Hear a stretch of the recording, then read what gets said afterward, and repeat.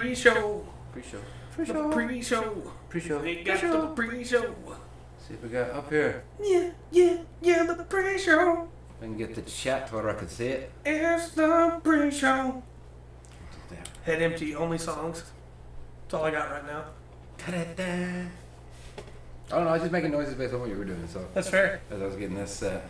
That's what most people wind up having to do. Right. I walk into a room and just start singing, and people are like, It works. Gosh.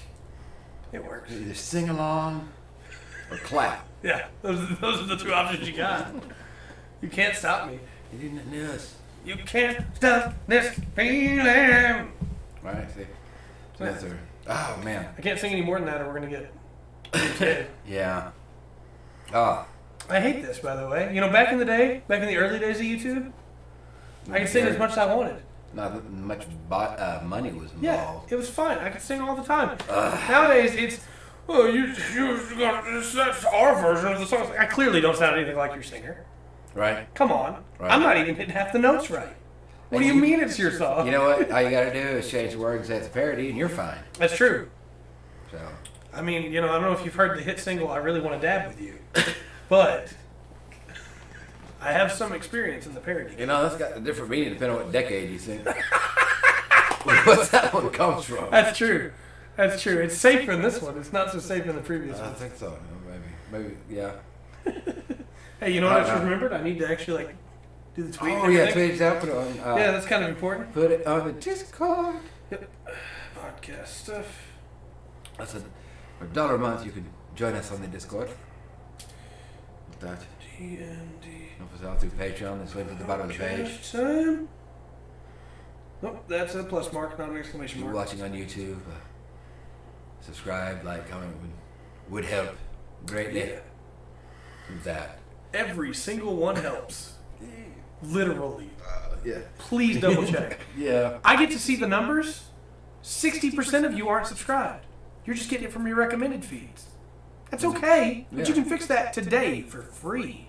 Appreciate you watching it for sure. Yeah, for sure.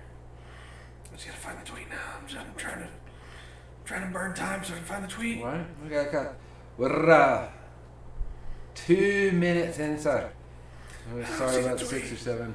I've already seen 4 shirtless men in this time I'm looking for this tweet. What is up with Twitter tonight? Got me, sir.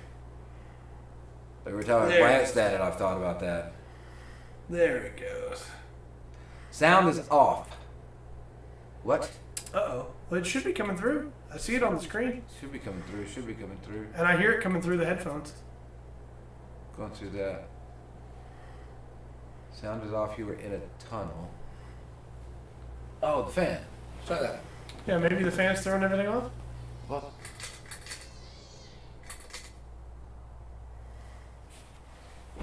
So if that does.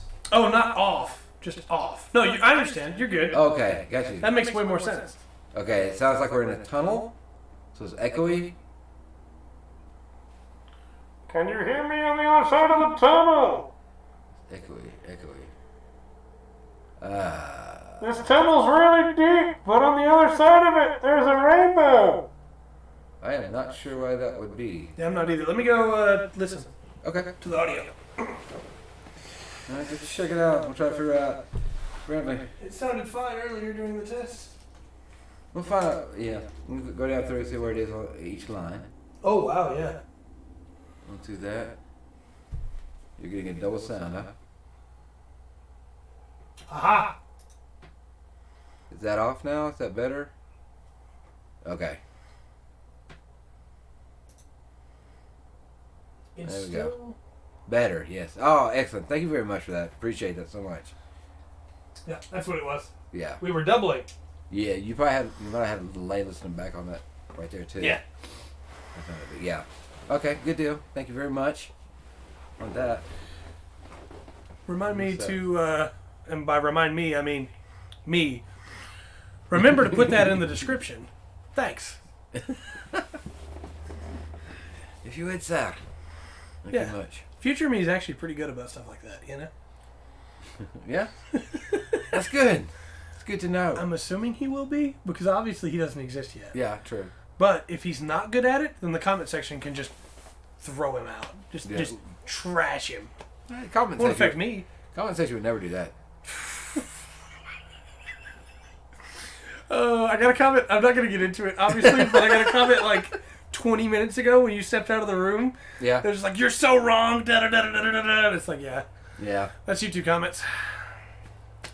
Yay. That's YouTube comments. But then we get some great ones. Of course, you know? yeah. So, that's like it is with anything, man. Gotta take the good with the bad. That's right. Oy. Just like D&D. Yes. 5e specifically. The last time we were, we covered the chapter 1, yes? Chapter 1 of Fizzban's Treasury of Dragons, which included the new Draconic races, including Gym Dragonborns, the new subclass options, the Monk, the Way of the Ascendant Dragon, and the Ranger, the Drake Warden. Yeah. We also covered the Draconic Feats, the Gift of the Chromatic Dragon, Gift of the Gym Dragon, and Gift of the Metallic Dragon. Tonight we'll be covering Dragon Magic. Oh, cool. What's that? Magic. I wonder, because D&D is full of like a lot of original ideas. Yeah. But they also have, a lot of, like classic ideas. Yeah, absolutely. Stuff pulled back through. So I'm kind of interested to see if there's anything that pops up here that's like, let's see where maybe some of the different places they pulled from. Yeah. As we go into it and what they do. Can I tell you that I had like 5 different bits to start off this magic section with, and I couldn't decide which one to go with? Yeah. So since we're still in the pre-show. You just roll a die, yeah? Well, I thought about that. Yeah. But you would hear it on the mic, and then you Right. would see, and I don't want you to even have an inkling of which one each one is. Okay. Until they're done. So instead, I'm just going to do all 5. All right, then. Let's see So- how this goes. I could start them now, After that. and then we could, by the time I finish the 5, it'll be time to get started. That's true. Okay, so there's an old anime called Needless. Okay. And in Needless, these people develop these powers based on radiation. All right. And one of the guys has the power to make things turn invisible. When he uses his power, he goes, "It's magic!" And so, instead, I thought this version would be Dragon Magic! No, we'll use that again if we do a Magic the Gathering one. Very just good. so you could just... See, that was the worst of the 5. It was... That's why I led with that one. Well, that's relative. We'll see by the end of it. So, number 2 Okay. was, there is a tokusatsu series called Magi Ranger. And it goes, "Go fight Magi, Magi, Magi Ranger." And Not so, bad, not this bad. would be, Okay. "Go fight Dragon, Dragon, Dragon Magic." Okay, not So bad. that was a little better. Actually, it is, and the same time it does have, I don't know, that's like a 80s Saturday morning cartoon. Yeah, it gives you Kinda that things, feel of yeah. it, right? Right. Yeah. Number 3 was American Dragon Jake Long. Ooh, okay, yeah. That's a pull. Yeah. And, okay. he would... At least he that would- one has dragon in the title, though. Right. But not magic. He would show up and he would transform into a dragon. Yeah. And then he would go, "Let's rock, baby!" And so, instead, 5e, Fisman's dragon, Yeah. would go, "Dragon magic, baby!" Possibly. So that's like middle range, right? Yeah, that's okay. Then we got number 4. Old school Jackie Chan Adventures cartoon. Oh, man. Dragon Talisman. Okay. Literal dragon magic. Yeah. That's the second to best one. Yeah. And the best one is, "Oh, oh, oh, dragon magic. You know." So you got no dragon tails. Yeah, so I didn't want to pull Dragon Tales. I felt Okay. like that was too obvious. Okay, dragon tails. No. Enter the Dragon. No, I felt like that was a different style. Like that would have Okay. gone better last week with the monk, you know? Well, that's I'm wondering about the dragon magic in this. That's what I'm saying. What they pull from. Yeah, I don't want to Because spoil that. You for got a you. Western and Eastern idea. Yeah. You know, one's usually a little more malevolent, and one's a little more benevolent. Yeah. And So I should mention, also, welcome Dark. I should mention I had 2 weeks to come up you with said all those. Ranger 3 times. She showed up. I had 2 weeks to come up with Yes, those Dragon 5. Tales, the old cartoon for children. If I'd had another week, it would have probably been 10. But I'm gonna go with the the last one because I think it's the best one. Okay. And it is now time. It's 10 minutes in. It's time to start the podcast. So. Okay. There we go. Hello and welcome to another exciting episode of the Full Spectrum Dungeons & Dragons podcast. My name is Trey. I am Rungren. Today we're talking about Fizzban's Chapter 2, Magic. Specifically, Dragon Magic, you know. Yeah! So, let's talk Dragon Magic. Bad Dragon? What about Bad Dragon? No, not talking about Bad Dragon. No. So, specifically, there's a handful of new spells. There's 1, 2, 3, 4, 5, 6, 7 new spells. 8 new spells, sorry. Are they all? Okay. Are they all? These are all... Okay, 8 new Dragon Magic spells. Yes, brand new. And these are spread out across classes? Yep. Okay. Some of them for everything, basically, including one for Artificer. So, I'm not touching that one, Dark. Moving on. Our first one is Girl with Dragon. Yeah, Dragon Magic hat too. Yeah. There were a lot of options here. We could have just drank. Yes, Roberto. I want to clarify. I stopped not because I was tripping over my words, but because I had a way better joke and I messed it up. I was gonna say we could really dragon this out. Yeah. Do you know there's a we can game? just imagine Dragon. Oh, there's a game called Dragon Dragoon, Uh-huh. and I just love the fact that it's Dragon. Yes. Dragoon. Yeah. Yeah. All I'm saying is, if I ever get to become like a super powerful robot, if I get a cool mechanical body, Okay. that's going to be my robot name. It's going to be my Mega Man Robot Master name, Dragon Dragoon. Dragoon. Yeah. Okay. That's not a bad Legend one. Dragoon too? Yeah. So we should talk magic, because we can talk dragons all day. Absolutely. The first one is a Chardalon Stride.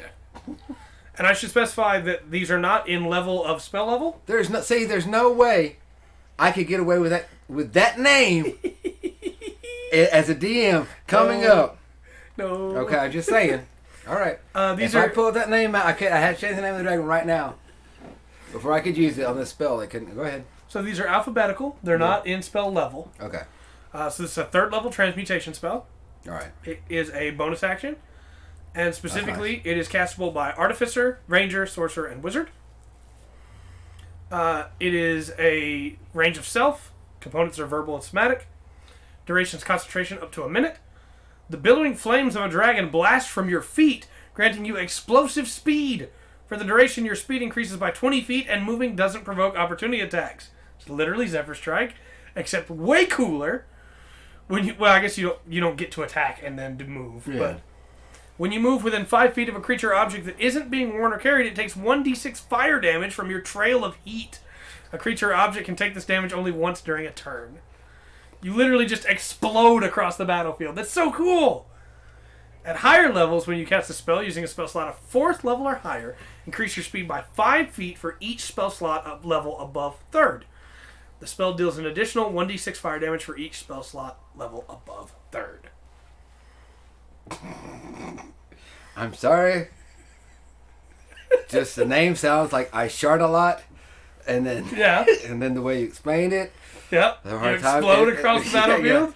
Takes a bit much there. Hold on. Multiple fire damage. Will they take?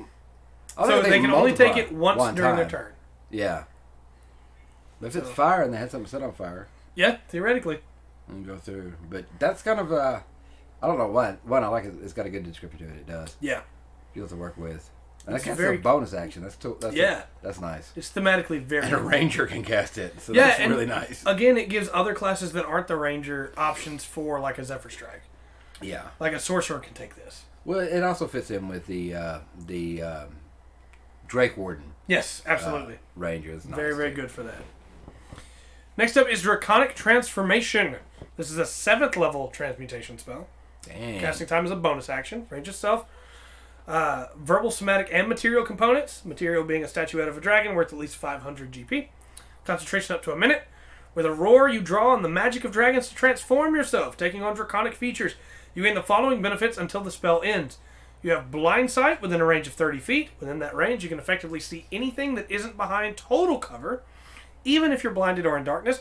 However, moreover, you can see an invisible creature unless the creature successfully hides from you. It's very cool. Then you have a breath weapon when you cast this spell, and as a bonus action on subsequent turns for the duration, you can exhale shimmering energy in a 60-foot cone. Each creature in that area must make a dexterity saving throw, taking 6d8 force damage on a failed save, or half as much damage on a successful one. That was nice. And you get wings. Incorporeal wings sprout from your back, giving you a flying speed of 60 feet. It's a 7th level spell. It's a 7th level spell, but that's a lot of stuff. That's cool. And you Very cast it as a nice. bonus action again. It's the second one. They, nice. Oni Fighter? Yeah, you fight Oni Fighter. Nice. Fighters are fun. Yeah, Fighters are fun. great. I'm not gonna lie. And heat metal's a great spell. Yes.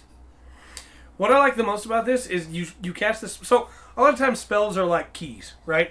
Yeah. You have a specific problem, use a specific spell to solve it, right? Uh-huh. This one is not. This is hey, you have a bunch of different things you can do with this. Yeah. You can fly with this as long as you have concentration up to a minute, you know? Yeah. You can get a breath weapon if you need it in a small space, or you can have blind sight.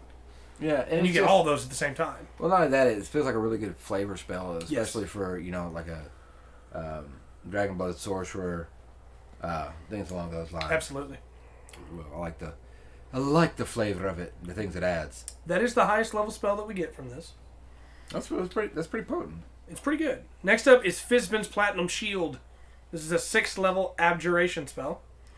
Casting time is still a bonus action. Range is 60 feet. Okay. Verbal somatic material, again, worth at least 500 GP. Platinum plated dragon scale.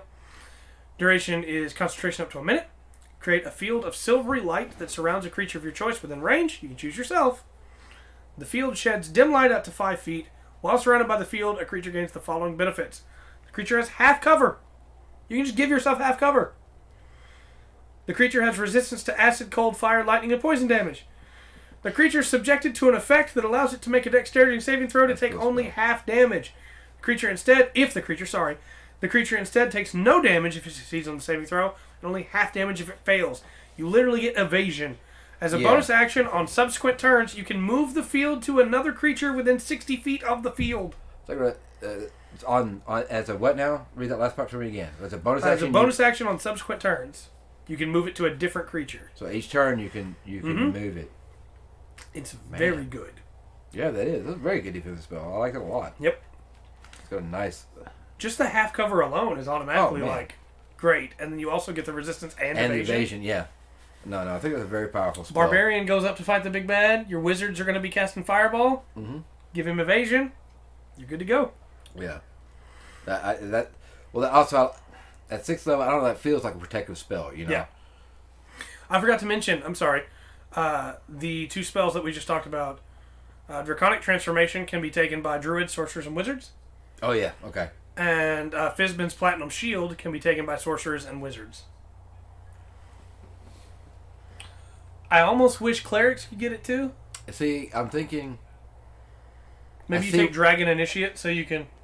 Maybe I'm thinking. Yeah, some kind of magic initiate or something to go over that list. Because it seems, honestly, that's a good spell for a cleric or a certain line. A very defensive paladin. Paladin, yeah, for sure. For sure. I think it might do minor homebrew a little bit on that. Let it go to another class or two. So the next one is a little bit more fun. Okay. It's a spell that effectively makes a shield that bounces spells off of it. There's the shield spell. Costs a reaction, but it does any attack, not just... Yeah, and it's automatic against... the only thing that block magic missile. Yeah. Automatically. It's very good, but I don't believe... Is there an option that allows you to put shield on someone else? I don't think so. Everything I can think of that raises AC or gives... raises AC is what's it, because Blur, that'll raise their AC, yes? Yeah, it will. And Blur's a good option for that. But I can't think of anything as a specific, like, shielding. Right. That does it. So this may be... Might be a good option. Yeah. Don't want AC raising on something that literally bounces a spell back. Like a reflect spell in Final Fantasy. Mirror Shield. Yeah. I don't think... We don't have Mirror Shield. We don't have that, no. In 5e. We did in 3.5. Need to... yeah. Next up is Nethair's Mischief. It's a 2nd level illusion spell.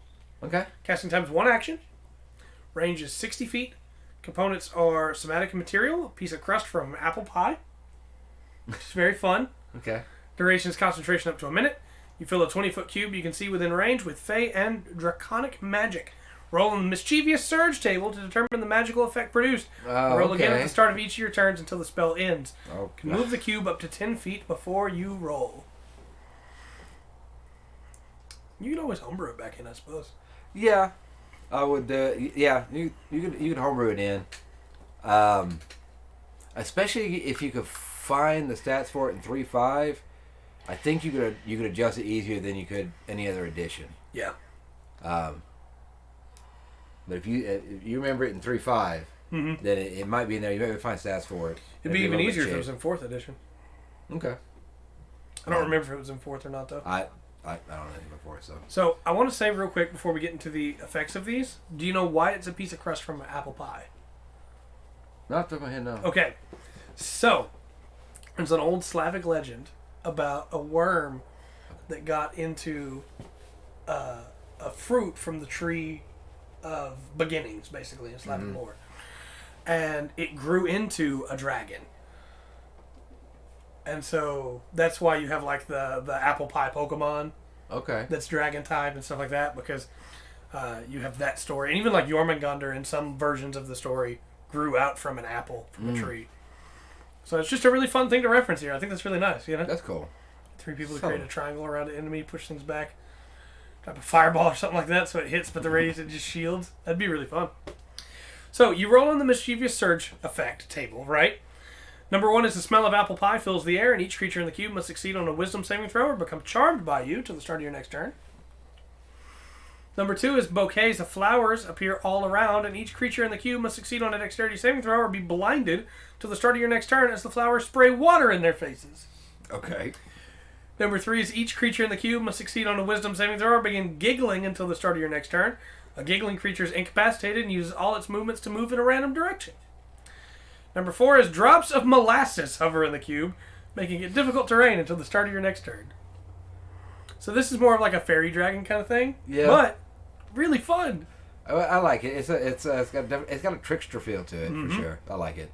I think it'll go along with the Fae stuff, and I can easily see that being. I have one issue with it. A couple of I can see if you use it as on the DM side. Yeah. As something interesting as well. But my biggest issue is that it's Bard, Sorcerer, Wizard. Why can't Trickery Clerics take this? I just don't think they really. It's like they didn't think through that last thing. It's like with the defensive spell. Yeah. Trying to keep it close. I think. Bards taking this makes sense to me. Wizards taking this, Sorcerer, sure, why not? But Clerics should be able to. Yeah. Well, there shouldn't be. Well, like Wizard, there shouldn't be much a Wizard can't cast. Yeah, I agree. If it's magic, Wizard should be able to learn how to do it. Yeah. Next up is Raul Psychic Lance. Finally getting the Psychic spell. Casting time is 4th level. Casting time is 1 action. Range is 120 feet. Component is only verbal. Duration is instantaneous. You unleash a shimmering lance of psychic power from your forehead at a creature you can see within range. Alternatively, you can utter a creature's name. If the named target is within range, it becomes the spell's target even if you can't see it. If the named target isn't within range, the lance dissipates without effect. That's sick. The target must make an intelligence saving throw. On a failed save, the target takes 7d6 psychic damage and is incapacitated until the start of your next turn. On a successful save, they take half as much damage and isn't incapacitated. At higher levels, when you cast a spell using a spell slot of 5th level or higher, the damage increases by 1d6 for each slot above 4th. That's pretty sick. I like Very that. good spell.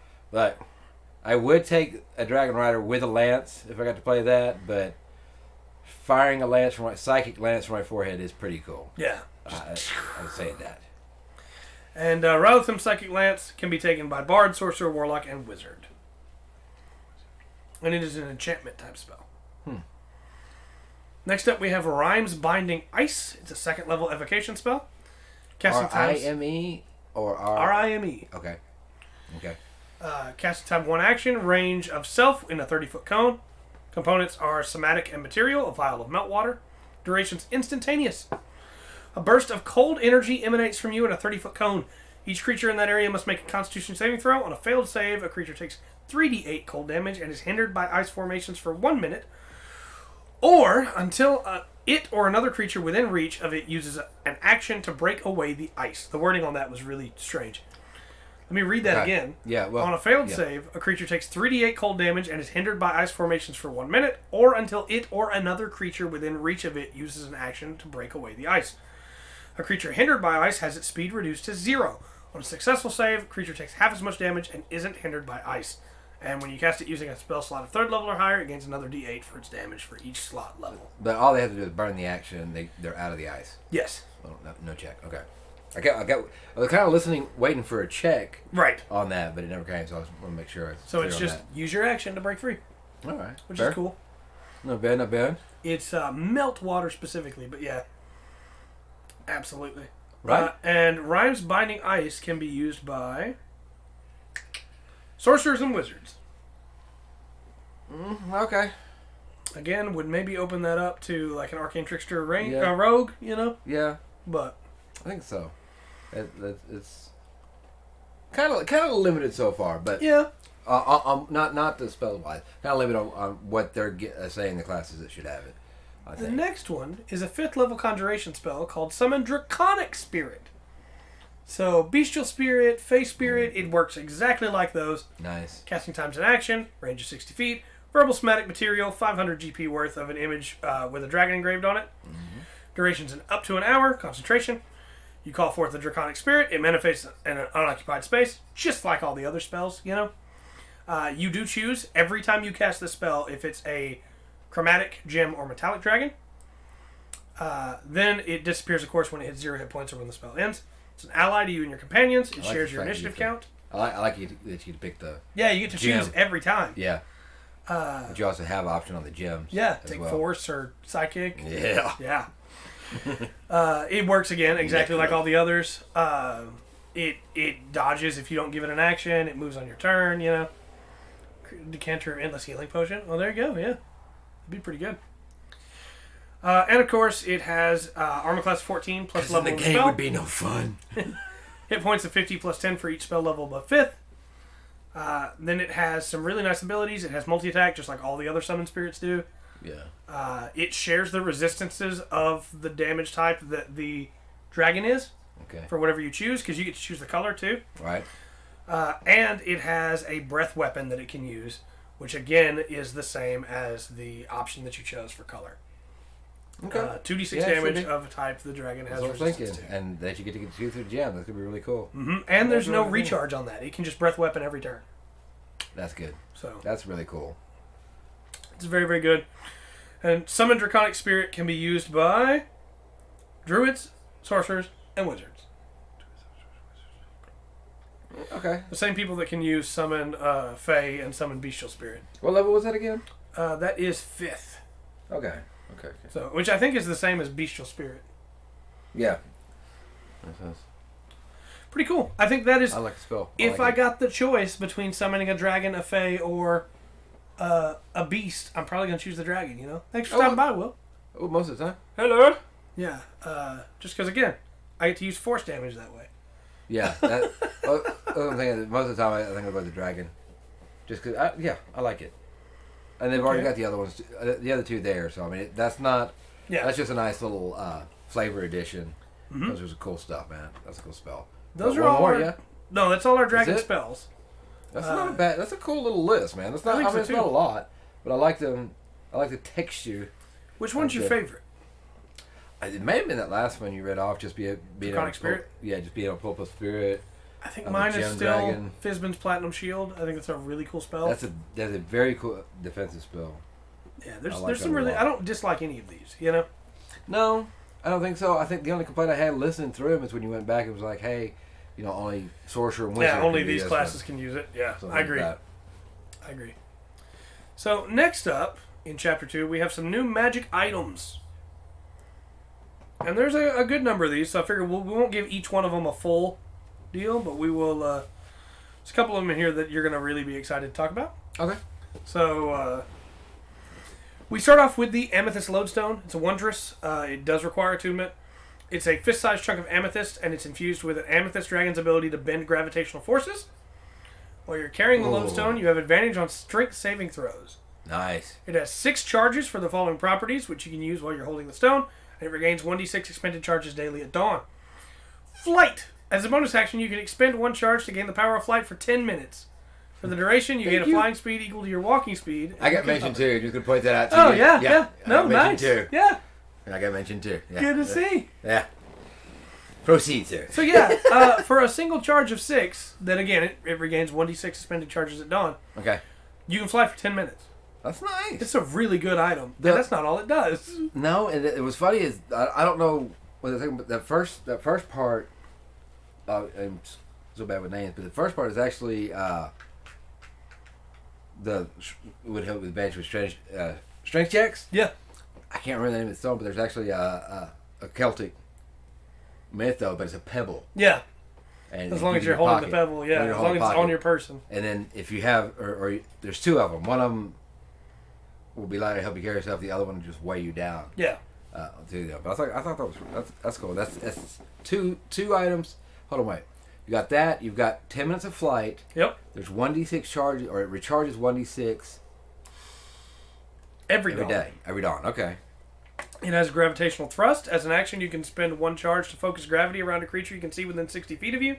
Target must succeed on a DC 18 strength saving throw or be pushed up to 20 feet in the direction of your choice. That's very strong. That is very strong. Depending on where you're using that. So if you have 6 charges in this thing, you're doing quite a bit with it. Mm-hmm. And then, as an action, you can expend 3 charges to cast reverse gravity from the stone with a save of DC 18. That's nice. I'm good. I'm exhausted, but I'm doing okay. I can breathe. I appreciate you worrying about me, though. Yeah. It's warm in here when we turn the air off. But, yeah, it's very, very powerful. You know? It is. It's. I mean, any one of those abilities you've given so far are really good. Yeah. You know, that'd be worth having. You know, or at least thinking about attuning that magical item. Yeah. Right. This is an item that I think if you have it and you're not using it, what are you doing? You know, if you get this early on, man, you should be using it every session, basically. Yeah. I think that's what makes it just a little more powerful, because it was a random direction. That'd be funnier for the DM, but if it's you get to pick the direction, that makes it 6. I want to clarify. That look is because there's a cat in this room, and that cat just decided to attack the cable that's connecting the camera to the computer. So yeah, everything's fine. Camera's still connected. We're good. Yeah. It was the black cat. But yeah, no, this is a very good item to start off with. I think it's very strong. Yeah. Our next item is the Crystal Blade. It is also rare, requires attunement. It's colored evil. The magic sword blade is fashioned from a horn or spine from a crystal dragon. When you hit with an attack roll using the sword, the target takes an extra 1d8 radiant damage. The sword has 3 charges and regains 1d3 expended charges daily at dawn. When you hit a creature with an attack roll using the sword, you can expend 1 charge to regain a number of hit points equal to the extra radiant damage the sword dealt. While you're holding the sword, you can use a bonus action to cause it to shed bright light in a 30-foot radius and dim light for an additional 30 feet to cause it to shed dim light in a 10-foot radius or to douse the light. That's a pretty sweet sword. It's pretty great. Yeah, I agree. Yeah. Pretty great. And unlike crystal swords in every video game ever, it doesn't break. Yeah. Give me a cool crystal sword and it breaks after 10 swings. 10? I'm not bitter. You get the max damage on 1 sometimes. Yeah. Get 1 swing. Get max damage! And then it's broken. That's good. So, next up is the Dragonhide Belt. These require attunement by a monk. It's from a crystal dragon. Yeah, that's the problem that I have with all the crystal weapons in video games. Is they claim to be made from crystal dragons, and then it's like... Yeah. But it's so fragile. It's like, that thing is a dragon, man. What do you mean it's fragile? That thing walked. It flew. Yeah. Have you seen any crystal dragons? Well, no. Well. That's true, actually, yeah. So, the Dragonhide Belt is a finely detailed belt made of dragonhide. While wearing it, you gain a bonus to the saving throw DCs of your key features. The bonus is determined by the belt's rarity. In addition, you can use an action to regain key points equal to the roll of your martial arts die. Can't do that again till the next dawn. It's a daily ability. It's a very specific item. Specifically for monks. Yeah. But very cool. Probably for the new monk subclass. Well, I'm thinking... It feels to me, and I can't put my finger on it, it feels like it's giving something to the monk that a few other classes have had with magic item, and I can't tell what it is. And it kind of fills that spot for the monk. Yeah, just give them that little bump up. Yeah, and I can't think what it would be, but go ahead. So this next item is going to be your favorite. Okay. A Dragon Lance. It's a renowned weapon forged from rare metal with the aid of powerful artifacts associated with Bahamut. Different lances are forged for use by foot soldiers as pikes and by riders as lances, but the magical properties of the weapons are the same. Get a +3 bonus to attack and damage rolls made with this magic weapon. When you hit a dragon with this weapon, the dragon takes an extra 3d6 force damage, and any dragon of your choice that you can see within 30 feet of you can immediately use its reaction to make a melee attack. Yeah. If you are the new Drake Warden Ranger, that's pretty this sick. includes your companion. Yeah, that's pretty sick. If only there was a campaign setting that D&D could release around an item or artifact like such a thing. Yeah, I mean, if only that existed, right? The Dragon Wing Bow is next. It also requires attunement. Yeah. And the limb tips of this magic bow are shaped like dragon wings. And the weapon is infused with the essence of a chromatic gem or metallic dragon's breath. When you hit with an attack roll using this magic bow, the target takes an extra 1d6 damage of the same type as the breath infused in the bow. If you load no ammunition in this weapon, it produces its own, automatically creating one piece of magic ammunition when you pull back the string. The ammunition created by this bow vanishes the instant after it hits or misses a target. That's the bow I want right there. Yep. Because I've never, D&D cartoon, that's the bow. Yeah. On ammo. Mm-hmm. I like that. So far what you've gone through, I think I like the crystal sword and this bow has like really got me interested. Like those are ones that I'm really kind of hyped about. Yeah. And I think I might let with the sword, like keep the stats of it the same because it's crystal, it's magical, right? Yeah. Like you change it to something else, like maybe a like the backbone, like a flail or something absolutely. like that. Nice flavor. They've done a good job so far. They have. This bow is also like very powerful. An extra 1d6 damage every time you hit. Yeah. Pretty good. Your choice. Yeah. Well, I guess that would be the DM's. Yeah, it's which DM's choice, whichever color it was that breathed into it. But yeah, that could be pretty a 20 to 30 foot lance on the back of a charger if you're a cavalier fighter or an Oath of Conquest paladin and you've summoned your magical steed. You could really couch that lance and do some damage. Yeah. Well, so like 20, 30 really feet. Nice. That would be Dragonlance D&D. Yeah. The rules for it and everything are on there. Are there. Our next item is an emerald pin. It's just an uncommon item. No attunement required. This pin's tipped with an emerald nib and requires no ink to write. While holding this pin, you can cast illusory script at will, requiring no material components. That's really cool. Emerald pin? That's exactly what I heard, Dark. I wasn't going to say anything. I was like, let's just get the description and go. That's there is a good friend of mine that anytime that she plays Minecraft, that is what she does. She becomes an emerald pimp and just enslaves the town people to mine emeralds from them. Okay. Yeah. Next up is the Flail of Tiamat. It is legendary, requires attunement. This magic flail is made in the image of Tiamat with 5 jagged heads shaped like the heads of 5 different chromatic dragons. You get a +3 bonus to attack and damage rolls made with this flail. When you hit with an attack roll using it, the target takes an extra 5d4 damage of your choice, and one of the following damage types, acid, cold, fire, lightning, or poison. While holding the flail, you can use an action and speak a command word to cause the heads to breathe multicolored flames in a 90-foot cone. Each creature in that area must make a DC 18 Dex saving throw. On a failed save, it takes 14d6 damage of one of the following damage types, your choice, acid, cold, fire, lightning, or poison. On a successful save, it takes half.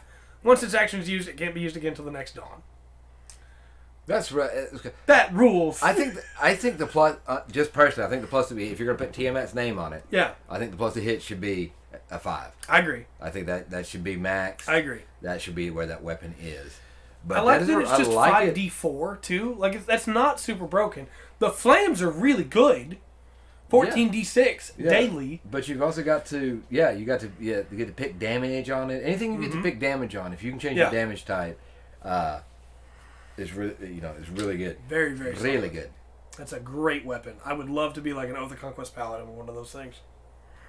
Just like wading into battle and just yeah.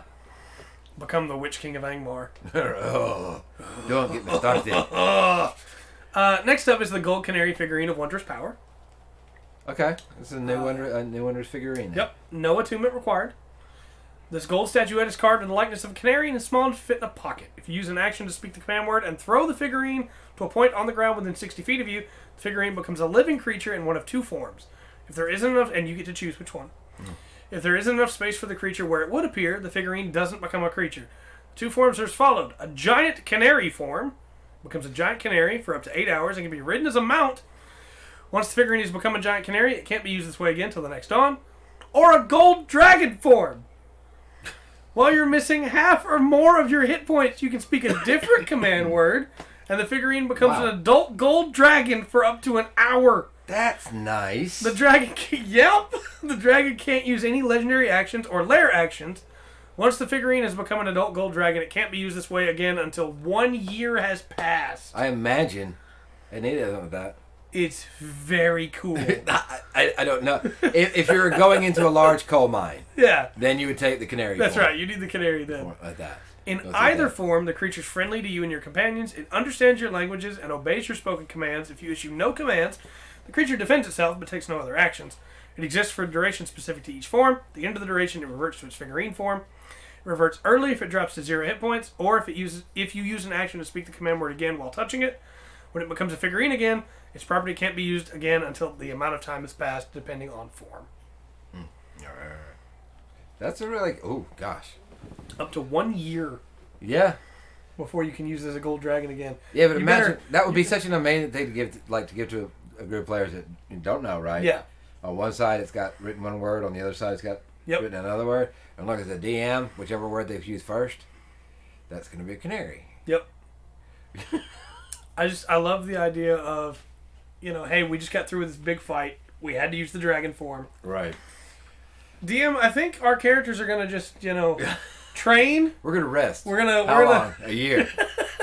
We're going to build up this town, build up defenses, shore up the battle lines. We'll come back in a year's time. Our next item is the Platinum Scarf. This requires attunement. This, of course, is related to Bahamut. The scarf's made of sturdy cloth covered in platinum-covered scales. As an action, you can pull a scale from the scarf and speak a command word. When you do so, choose one of the following effects. I'm going to tell you already, this thing's nuts. Okay. The breath of life. The scale disappears, and you or a creature you touch regains 10d4 hit points. Okay. The Platinum Shield. For an hour or until you dismiss it, no action required, the scale becomes a +1 shield, which you or another creature can use. Creature wielding the shield has immunity to radiant damage. Immunity, not resistance. Yeah. Or the Radiant Hammer. For an hour or until you dismiss it, no action required, the scale becomes a magic light hammer, which you or another creature can use. The weapon deals 2d4 radiant damage instead of the bludgeoning damage normal for a light hammer. Deals an extra 2d4 radiant damage to chromatic dragons. Once 3 scales have been pulled from the scarf, no more scales can be removed until the next dawn when all the missing scales grow back. If you pull off a scale but don't speak a command word, it disappears after 1 minute. So you wouldn't even carry weapons? Nope. You pull off one, get a shield, pull off another, get a hammer, go to bat, right? Mm-hmm. That's actually a really cool concept. I like that. I do too. This is a very good weapon. I was a little surprised that they're like, hey, it all comes back. Mm-hmm. I was too. I expected it to be roll a d6 or roll a d3, something to that effect, yeah. But very, very solid. Very strong. Next up is the Potion of Dragon's Majesty. This potion looks like a liquid gold with a single scale from a chromatic gem or metallic dragon suspended in it. When you drink this potion, you transform into an adult dragon of the same kind as the dragon the scale came from. Transformation lasts for an hour. Any equipment you're carrying melds into your new form or falls to the ground, your choice. For the duration, you use the game statistics of the adult dragon instead of your own, but you retain your languages, personality, and memories. You can't use a dragon's change shape or its legendary or lair actions. That doesn't matter. You're a dragon. An adult dragon. Yeah. I mean, they don't push it over the edge and go ancient dragon, right? Right. They're real close. An adult dragon's not a joke. Oh no, the fight has changed completely. That's powerful for most of the game. Yep. That would be overpowered if it was just a young dragon. Right. But it is a legendary item, so obviously as a DM, be careful giving that out. But if you give one out, it could be fun. Yeah, I think so. Just expect it to be a win condition button for any fight, basically. Yeah. Yeah. Next up is the Ruby Weave Gem. This requires attunement by a spellcaster. While you're holding this gem, you can use it as spellcasting focus for your spells. Gem has 3 charges and regains all expended charges daily at dawn. When you cast a spell while holding this gem, you can expend up to 3 charges to ignore the spell's material components with a gold piece cost up to 500 GP per charge expended. When you finish a long rest, choose a spell from any class list. The spell you choose must be of a level you can cast. You know the chosen spell and can cast it with your spell slots of the appropriate level till the end of your next long rest. That's nice. That's a really cool item. That is very a dang good utility item. And actually, yeah, that it had crossed my mind. So yeah, that would be an interesting way to run a campaign. Have 4 of them. Have 4 of them. That's right. Like four different people have that, and they can turn into an adult dragon. So that you still run regular D&D, and at some point you're going to have the Power Rangers moment where you all turn into dragons.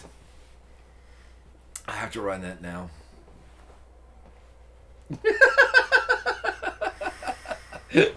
Yep. Can I be a rogue? I put it the wrong way. Oh! Can I be a rogue so I can bring my dagger up? Multi-class bard rogue. Yep. Have a flute dagger. Oh, Dragon man. sword! We can do anything with this game. That's right. Let's do that. Sorry, we got off a little bit from that last item, but I thought that's a good utility magic item. Yeah. And I think a lot of spellcasters would definitely want to get their hands Oh, on yeah. that. That'd be great. I like that. That also circumvents all the problems we were talking about earlier with the new spells. True. Something to keep in mind. We have 2 more to go. Next up is the Sapphire Buckler. Requires attunement. This crystalline blue shield is fashioned from a sapphire dragon scales and is created to aid in rooting out the influence of aberrations. While wielding the shield, you have resistance to psychic and thunder damage. That's nice. Also, when you take damage from a creature that's within 5 feet of you, you can use your reaction to deal 2d6 thunder damage to that creature. That's nice, sir. As an action, you can use the shield to help you locate aberrations until the end of your next turn. If any aberrations are within 1 mile of you, the shield emits a low humming tone for a moment. And you know the direction of all aberrations within that range. Can't be used again until the next dawn. Very cool. Yeah. I like that. I like that quite a bit. Very, very cool. And then finally, the Topaz Annihilator. This is a legendary attunement magic item. Yeah. This magic ranged weapon resembles a musket. But in lieu of any ammunition, it holds a glowing yellow scale from a topaz dragon in its heart. The weapon has a normal range of 100 feet and a long range of 300 feet, and it has the 2-handed property. Deals 2d6 necrotic damage on a hit. If this damage reduces a creature or object to 0 hit points, the target is reduced to dust. A creature reduced to dust can be restored to life only by a true resurrection or wish spell. While the weapon is on your person, you can use an action to cast the Disintegrate spell. Let's save a DC 18. Once this property is used, it can't be used again until the next dawn. Have you seen Mandalorian? Oh, yeah. This is the Mandalorian's gun. Yeah. No, I like this. This fits well as I would give this sword a name and give it to the bad guy. Not making it a sentient. Yeah. But give it a name. And one thing that becomes known is that you're going to have to get that away from it for the end result to be final. For you to be able to win. Yeah, get that away from. I like that's a rough, dark weapon. I like it. Yeah, it's very cool. After that, it gets into the stuff about hordes and horde items and how to run hordes, which we know, of course. Yeah. But just something to keep in mind for people that have not ran as dragons before in D&D. Oh yeah. And aren't quite sure how to do it. They go into all the stuff of like, hey, here's the different statuses that dragons could be in their hordes. Here's the items that you give out during that and things like that. They also have a section here for Draconic Gifts, which is, hey, maybe when a dragon dies, it changes something in a character that killed it, which is very Sigurd of the Volsungs, Yeah. And they give you like, hey, one of the character's eyes change color to resemble a dragon's eyes. Character's hair gains a streak of color to match a scale. Marked like a dragon eye or claw appears on the body. Yeah. Scales can appear somewhere else. And they get into all the stuff there.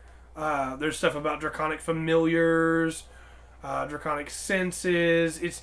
It really digs into the, hey, what are the like what happens? What are the? There's a word for it. It starts with a C. I can't think of it at all. Consequences. Okay. What are the consequences for killing a dragon? You know. Yeah. How does it affect the land around it? Yeah, which is very cool. And that's chapter 2, really. That's cool. This is pretty solid book so far. I don't know what all they went into there. I know I believe it's in the Monster Manual 3.5 before the Dragon section. Yeah, they've kind of got a little thing in there that's pretty good on giving some ideas what to do. Running a dragon though. Yeah, this is a very good book for if you've always wanted to run a dragon based campaign. But that's the end of chapter 2, yeah? Yeah. And look, dragons are cool. Yeah. Like, at the end of the day, dragons are cool. Dragons are sick. Yeah, they are. They're good. I love dragons. So what's chapter 3? Chapter 3, we're going to be talking about specifically dragons in roleplay, which I figure a lot of that chapter we'll probably skim past. Okay. But they do get into the dragon gods, and then they get into the dragon's minions. Right. And we may skip past some of that into the layers itself, too. We may hit chapter 3 and 4. Okay. We'll see. But after that will be the Draconomicon and the Bestiary. Oh, that'll be interesting. Yeah. So those will both be fun. And there's a lot of stuff to cover in those. All right. So we're off official topic, huh? Yep. All right. I'm going to head off. A little more coffee going through. Oh, my goodness. Ooh. So. Probably shouldn't close that in hindsight, but it's fine. Man, there's a couple of things that I think are going to stick with me out of that one. I do like the crystal sword. Yeah, crystal sword was really cool. I love that bow. I do too. The flavor. The Sharton spell. Yep, a Chardonnay stride. Yeah, it's Look, pretty man, I just want to explode across the battlefield from my feet. That's all I'm saying. Oh. Literally a firebender from. Yeah, that's what. Yeah. Dart was saying. Like, oh. Yeah, and I like the 5e doesn't have quite a good handle on psychic stuff yet. Yeah. But one shield gives you immunity to psychic damage, which is pretty impressive because there's not much that gives you psychic damage immunity. Okay, so across. Hear me out. All right. New character idea. Oh God. All right. No, what do you got? 6 gnomes in a Warforged. Each of them are spellcasters. Okay. The gnomes in the feet cast a Chardonnay stride, so the Warforged can boost across the battlefield like a Gundam. Okay.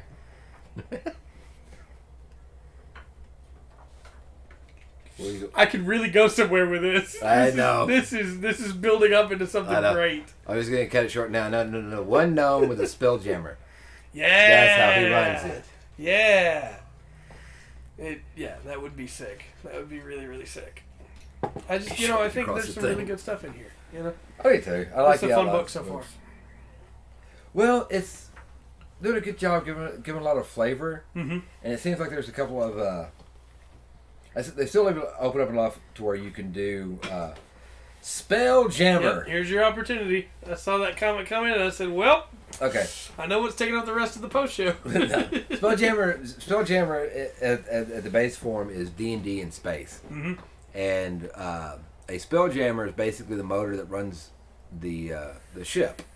And the way it runs is you cast spells into the contraption, and it powers the ship. And the Mind Flayers, the Lithid, have I don't know if it's a life jammer or a death jammer, whatever, but it basically sucks the life force out of something to move their ships. Yep. There's a few different ones, but the goal, one of the first goals you really wanted to do in that campaign was get your hands on a Spelljammer. Yeah. They help. It's a big benefit. Yeah. Big advantage to have. And once you have one, you literally have the stars before you. It's open, Yeah. To carry tremendous water to it, since it's a constant forever spellcasting item.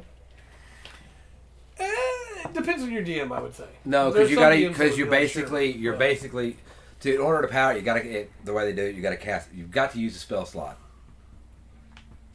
So you have to burn a spell slot in order for it to be effective on it. Because it's something about magic is tied to your will. That's where you do the real scumbag move, and you enslave a bunch of shamans from lizard folk tribes, and you make them pour their spell slots into it every day to power it. Right. Get moving. And then you're fine. You're good. You can go wherever you want. I suppose that Who would do that though? That's such a jerk move. You'd have to be a monster to do something like that. It also had rules. I think for exhaustion and stuff. Depending on how detailed you wanted to get with with how much it was going to go. It was a pretty cool system. That will be out before too much longer, I'm sure. Yeah. In a couple of years, they're really going to hit that. Especially if they keep going. Sorry. With what's this one? Mysteria. Yeah. Mystara. Mystara. Thank you. Yeah. I don't know that. I don't know. Spelljammer. Build a Warforged slave and teach it. No. See, then the Warforged gets to take over, and he's the captain now. Look at me. I'm the captain now. Yeah. I just really like Warforged. Turns out, Mecha fan likes robots. Surprise! More news at 11. Surprise! No, I think that robot dragons. Mecha Godzilla. Mm-hmm. Which is Mecha Godzilla, a fraud, but it's okay. Well, Mecha Godzilla's not actually a robot. Right. That's the confusion people have. Yeah. He's a reconstruction of the original Godzilla. Right. Kiryu. Yeah. Yeah. Yeah. He's not a robot. Yeah. Mecha Godzilla 2 is a robot. Mecha Godzilla 3 is like a full-on suit, basically. But yeah, by that time, Godzilla's almost a god. Well, yeah, no, that's true. And Godzilla's also fought Space Godzilla. Yeah. Look, this is a dangerous path Sweet. to open up for me. Talking about Godzilla. Oh yeah. Yeah. We'll make sure that's very clear. Yeah. No. I know. There's a history there. I've got like 19 Godzilla movies in a row at the house, just waiting. And all it's going to take is the person to walk in that's like, yeah, just put something on and we can watch Godzilla. And then it'll be like, or put something on. I want to see something. Let's watch something cool. It's like, how much time you got? Because we're watching all of these right now. Godzilla. Man, I love That's why those. we talk about Gundam instead. That's true. We were talking about Gundam right before this podcast started. Because of a comment that I got about how Hiro Yui was the best pilot. And I was talking about how my favorite Hiro Yui moment is when he tears the invitation in episode 1. It's such a good moment. It makes no sense, but it's so good. I mean, it does make sense, but, you know. Yeah, it does make sense. Goes with that. It comes out of nowhere all of a sudden on you. I know. There was, whoa! That was, No, and that's what I was going to reply to that comment, and then I was like, no, I'll be good. yeah. It's not worth it. I'll be good. They probably know that. Yeah. They probably know that. They also called him Hiro Yup instead of Hiro Yui, but, you know. That might be, yeah. It's, Might have sneezed. Typos happen. Sneezed while typing. Yeah. Typos happen. I'm not one to talk about typos. Right there. Yeah, you know, I feel like we've kind of we've tackled this one. I think so. We'll go through. If there's anything else you want us to talk about this week, next week, or whenever, throw it down there. Mm-hmm. And if not, I was trying to give him the benefit of the doubt. I really was, but Y and P are so far away on the keyboard. Maybe they tapped on their phone and autocorrected. You know? Yeah. Yeah. With all that said, though. Hold on. Oh, I'm sorry. We're going to do. We have anything coming up? Tuesday podcast. The Tuesday podcast, same time, on Twitch. Yep. Which, you can pick up the Gundam context. Text to speech, maybe. Yeah. Could be. Gundam talk then. I'll talk Gundam all night long. Right. And then... Next Thursday, and we'll be Fisman back. Chapter 3 and maybe 4. Maybe 4. We'll go over Chapter 3. You've got Goaties coming up. Yeah, I gotta hammer home Goaty. Super Robot Wars 30 is taking up my life right now. So, what's that? Didn't Quattro do Faye? Yeah. Yeah. Troa's a really good pilot too. I don't think he's quite as good as Katra, Duo, and Wu-Fei, but... And then, of course, there's Trace Kushinaga. Trace Kushinaga is, like, top tier. Top tier. Almost done. Almost done? Almost done. It's going to take a couple more. Okay, that's fine. I can keep talking Gundam. Go for it. Go for that. Yeah, I think Dark's got your back here. Yeah. Which Dark did a review not too long ago. I need to find out where that was. Didn't you talk about? Yeah, reviewing something. No, that was Trails.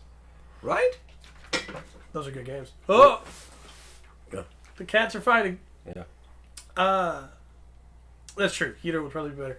If we're talking Gundam Wing pilots, though, we got to talk about the best Gundam Wing pilot, Otto. It's Otto. This, Okay. I want to clarify. This is a meme. Okay. This Okay. 100% is a meme. There's a guy in Gundam Wing that goes to pilot the Tallgeese to prove that it's doable, and the G-forces are too much for him, and it basically kills him. Yeah. But Oh no. It makes Zex Marquis really upset, and his name's Otto. Okay. No, I just remember you talking. I did believe it was a trail series. One night when we were signing off, you're like, you had a lot of work to do. I mentioned the trail series. I Zex think that Marquis was. is the best pilot in Gundam Wing, hands down. Milliardo Peacecraft. All right, I'm out of coffee. All right. That's it. Tales will rise. Thank you. Yeah, I need to finish that game too. Until next time, I've been Trey. I've been Rungren. And we've been the Full Spectrum Dungeons & Dragons podcast. Almost tripped it up. Remember to always enjoy the Full Spectrum, the D&D. Has to offer. Goodbye.